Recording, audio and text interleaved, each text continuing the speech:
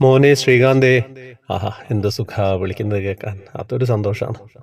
ഞാൻ പെരുമ്പാവൂർ ഒരു അയമുറിയിലുള്ള അമ്മയാണേ. ഞാൻ ഇതിനു മുമ്പ് ഒരു അനുഭവം അയച്ചിട്ട് മോൻ വായിച്ചില്ല, തിരക്കായിട്ടാണെന്ന് കരുതുന്നു. അയ്യോ, അതെനിക്ക് ഓർമ്മയില്ലാലോ. തിരക്കാണ്. മോന് ഇത് വായിക്കുമെങ്കിൽ ഞാൻ ഇന്ന് ഗുരുവായൂരിൽ പോയിട്ട് അതിനുള്ള അനുഭവം പറയട്ടോ. ഞാൻ എല്ലാ മാസവും പോവാറുണ്ടേ. അതുപോലെ ഇന്ന് 17-ാം തീയതി ചൊവ്വാഴ്ച ഞങ്ങൾ ഗുരുവായൂർ പോയി. പതിവ് പോലെ ട്രെയിനിനാണ് പോയത്. ഞങ്ങൾ അവിടെ ചെന്നപ്പോൾ വലിയ തിരക്കൊന്നും ഉണ്ടായില്ല. ഞങ്ങൾ സെക്യൂരിറ്റി വേഗം ബാരിക്കേഡിനുള്ളിൽ കയറ്റി. ഞങ്ങൾ 1 മണിക്കൂർ അതിനുള്ളിൽ നിന്നുട്ടോ.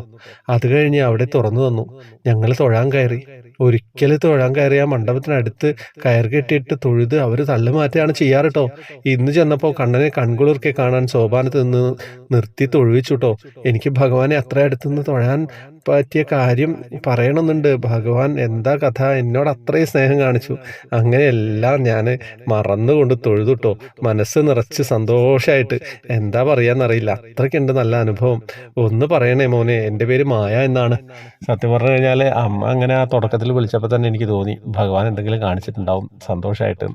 എന്തായാലും അങ്ങനെ തൊഴാൻ പറ്റുകയെന്ന് പറയുന്നത് ഞാൻ ഇന്നലത്തെ ഒരു വീഡിയോയിൽ പറഞ്ഞിട്ടുണ്ട്. ഇന്നലെ ഒരു ഡോക്ടർ ശ്രീപ്രിയ ആണെന്ന് തോന്നുന്നു, അപ്രതീക്ഷിതമായിട്ട് തിരക്കൊന്നും ഇല്ലാതെ തൊഴാൻ പറ്റിയ ഒരു അനുഭവം പറഞ്ഞിരുന്നു. അതൊക്കെയാണ് സന്തോഷം എന്ന് പറയുന്നത് അല്ലേ. എന്താ കഥ, ഒന്നും പറയാനില്ല. ഹരേ കൃഷ്ണ. പിന്നെ ഗ്രൂപ്പിലേക്ക് വരുന്നത് അറിയാലോ, എന്ന് കുറേ സമ്മാനങ്ങളൊക്കെ കൊടുത്തിട്ടുണ്ട്. കഴിഞ്ഞ ദിവസമൊക്കെ ഉണ്ടായിരുന്നു. വരുന്നവർക്ക് ജോയിൻ ബട്ടണിലൂടെ വരാം, ഫേസ്ബുക്ക് സബ്സ്ക്രിപ്ഷനിലൂടെ ആയാലും സാധാരണ നമുക്ക് ഇതിലേക്ക് കയറാൻ സാധിക്കും കേട്ടോ. ഹരേ കൃഷ്ണ.